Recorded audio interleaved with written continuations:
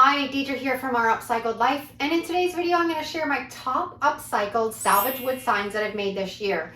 These signs are not only beautiful and unique, but they also have a sustainable twist, and they're all made from thrifted items or repurposed wood.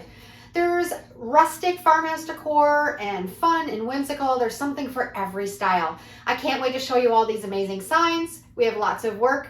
Let's get started. This is one of my favorite salvage wood signs that I've made this year. A piece of old pine, and the top of the sign was a piece that I found in the dump.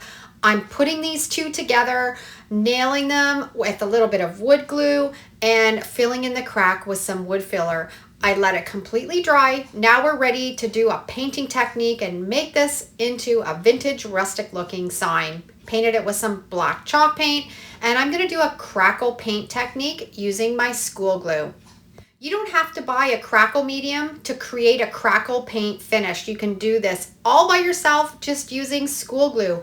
I have a full tutorial on this technique. If you haven't checked it out, I'll put the link down below in the description, and you can watch that video after you've watched this one. While the school glue is still wet, I'm painting on some white chalk paint right on top of that glue. You don't want to do a lot of strokes. You just want long, even strokes, and as it dries, the crackles appear. So I've taken a piece of wood and made it look old and vintage and crackle just with school glue. Now we're going to put some graphics on this. If you've been following along, you know I love my Mod Podge reverse graphics. The possibilities are endless with this technique. You don't need a Cricut. You don't need stencils. All you need is a printer and some Mod Podge, and you can create fantastic signs. I printed these graphics off on my LaserJet printer. Make sure to reverse the text if you do this technique, and let them sit for 24 hours after they completely dried. Dampening them with a little bit of water, rubbing off the paper. Make sure you're using really cheap computer paper. If you're using thicker paper, you've got more paper to rub off. So just buy the cheap stuff. Rubbed off all the paper. We're left with a beautiful sign that I now can seal up with some polyacrylic sealer. And I've taken some salvage wood that I found at the dump and an old piece of pine, and this is what I've created. Another one of my favorites from this year is just this collection of junk. I found this old scrap piece of wood in the dump. I had the old hinge, the chain. We're gonna pull it all together and turn it into a farmhouse sign. Painted it with some of my black chalk paint. This piece of wood had a lot of texture and grain in it. It's really hard to do the Mod Podge reverse transfer method on that type of wood. So I filled in some of the grains with some wood filler, let it dry, and then painted some more black chalk paint on top of it. When you have too much grain and you go to rub off the paper, it's really hard to get in to all those little lines. So when you have more of a smooth piece of wood, it works better. Painted some white chalk paint on, and I put a border around the edge with some tape.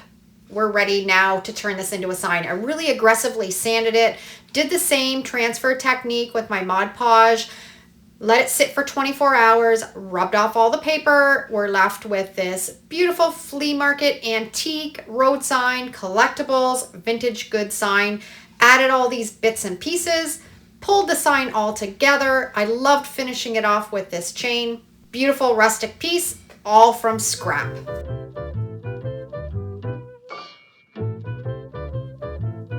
Okay, another piece of salvage wood. This was a cupboard door that was discarded in the dump. We're going to turn it into another fantastic farmhouse theme sign. Painted it with some black chalk paint, and I'm just adding this pop of blue. It's going to be underneath. We're going to do a crackle technique, so the black and the blue will all peek through when we're finished. Now I'm doing a little bit of a twist on the crackle paint technique on this one. Again, school glue. I watered it down a little bit so it's not quite as thick. You just want to let it sit for about a minute. Grab a piece of wood, just a block of wood, dip it in the paint, and then you're going to just pull it across your sign. Let the paint go wherever it wants to go. Don't work it in too much. Just lightly rub that paint on the top. And I'm doing that over the entire sign. And then we're going to let it dry after I've got that all scraped on. Crackles are going to appear, and it gives an old vintage rustic look. I have a full tutorial on this technique. I'll put a link down below in the description.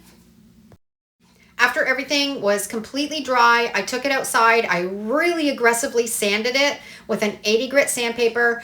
And now we're going to weather this even more. I've got some water in my squirt bottle. I've propped my sign up against the wall with some towels around it, some cardboard at the back. And I've just got some of my black chalk paint and I've kind of watered it down a little bit. And then because the sign is also wet from the squirt bottle, it's just making it run a little bit. So I'm gonna put it in all the little nooks and crannies and anywhere where that sign would have authentically aged, add that black paint. And then go back in again and squirt it with that squirt bottle of water. Let that paint just run everywhere. This is really messy, but the end result is so worth it. I'm just taking a little rag and I'm just patting off any of that extra water, seeing anywhere where it needs to have a little bit more of that aged look. But I'm actually loving the way that it's turned out. You can see all that raw wood where I sanded around the edges has now taken on that aged, weathered look. Added the graphics, same as my other signs, and this is what I created. One of my favorites of 2022.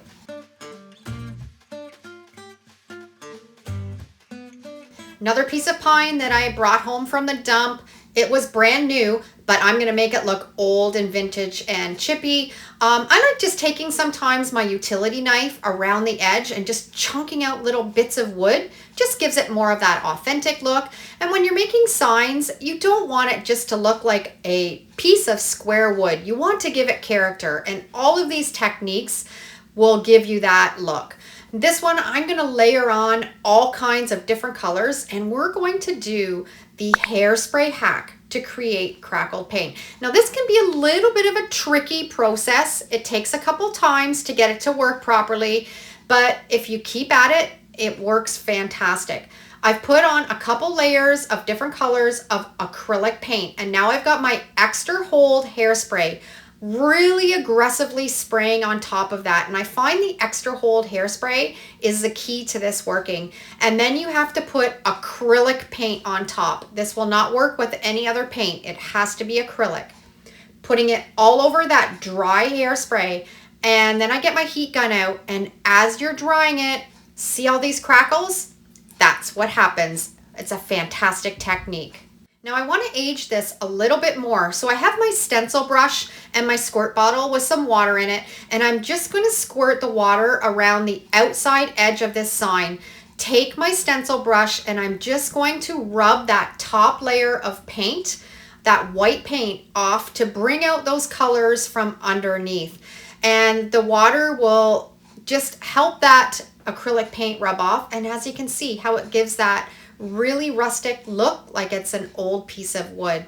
Again, we're going back to taking that brand new piece of wood and making it look like it's an authentic old sign. I'm just doing that technique a little bit over the entire sign. So here, this was a brand new piece of pine. And this is what I did with my hairspray hack to create crackle vintage looking wood. Fantastic technique. Give it a try. I have a full tutorial. You can check that out down below and give this a try. Found this little fish at the thrift store, couldn't leave it there. I knew it would be turned into a sign for a fisherman. Had this live edge piece of wood, and I'm going to first paint it with some black homemade chalk paint, but I'm leaving the live edge. I want to keep the look of that raw wood around the side. And then once that black paint was dry, I took my candle wax and went all over the surface of that sign, and then painted on some green, some yellow, some more candle wax, and then I finished it off with some white homemade chalk paint. And then I heated everything up and took my scraper along the top, and anywhere where there was wax, you're gonna bring that color up from underneath. Another fantastic technique to create vintage chippy looking wood. And again, Mod Podge reverse graphics. I printed off this Gone Fishing graphic and let it sit for 24 hours, rubbing off the paper, and we're going to be left with a great graphic on this sign. All of these graphics are available in my Etsy store if you're interested in any of them. I'll put the link down below and you can check it out. And we're gonna glue the fish on with a little bit of E6000. This will look fantastic in a man cave or in a cottage or in a garage for your grandpa or your dad or your uncle that loves fishing. Another one of my favorites of the year.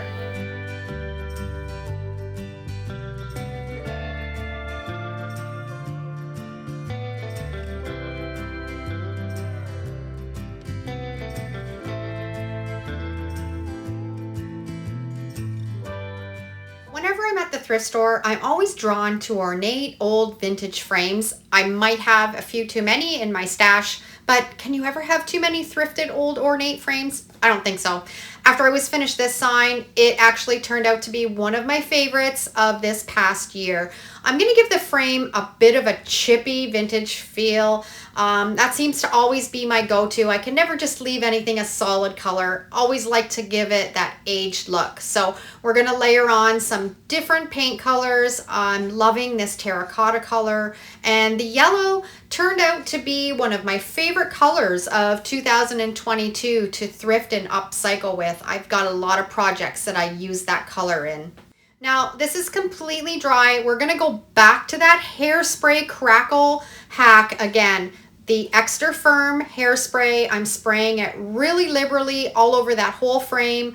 We're going to let it dry completely and then going on top of that with our white acrylic paint. This is one of those techniques that you never know what you're going to get. It's gonna crackle in some spots and not crackle in others, but it just gives that authentic feel.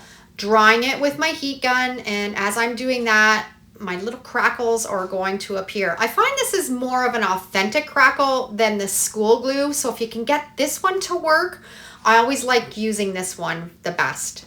Now we're going to go in with a squirt bottle of water and my stencil brush and just distress this a little bit more, squirting water in any area where it would have naturally kind of worn down, and just scrub off a couple layers of paint. Just keep rubbing it off until you get to the layer of paint that you want to peek through.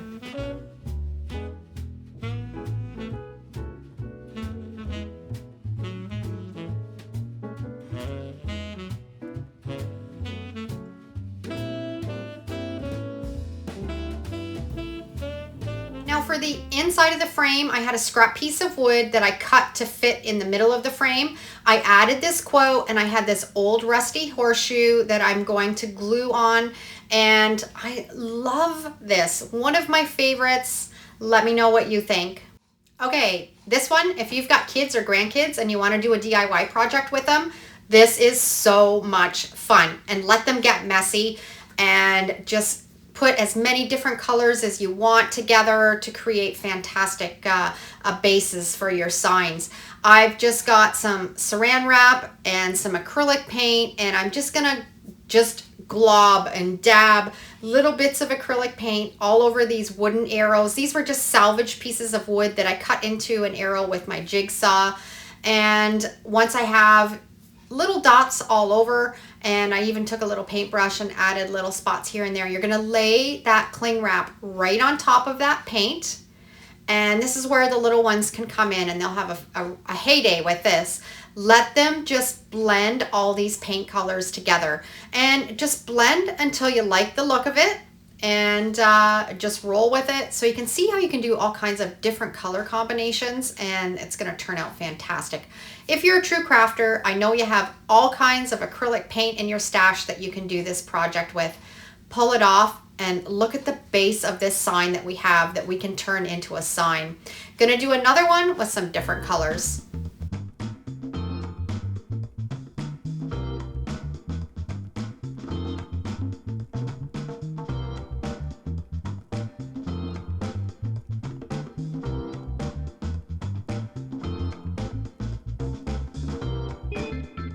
And a little tip, when you're done with this technique, peel away the saran wrap. Don't throw it away, because you can take that paint that's on the saran wrap, press it onto a piece of paper, and you've got some beautiful paper for journaling. So here's my 2 salvaged wood arrows that I've done this painting technique on, and I turned them into some beach theme signs and a Hello Summer sign. Sealed them up with some polyacrylic sealer. Love the way they turned out. Another one of my favorites from 2022. One of my best sellers from 2022 were my handmade cutting boards. One of my best sellers, I have a full tutorial on how to make these from start to finish. I'll put the link down below in the description. But this coffee house one was one of my favorites. I did the polyacrylic transfer method on this one. It's a little bit different than the Mod Podge, and you're using the polyacrylic. And this technique works really good on raw wood. I find when you do the Mod Podge on raw wood, you get that outline, that cloudy look. This eliminates it when you're using the polyacrylic to transfer. And my coffee house graphic, one of my favorites.